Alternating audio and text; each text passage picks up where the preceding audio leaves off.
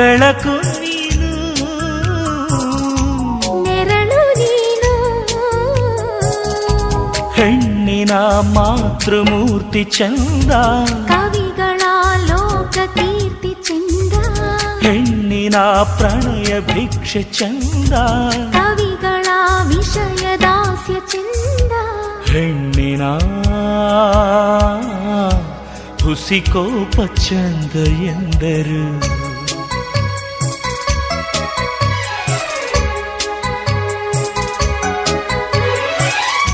ಪ್ರಿಯತಮ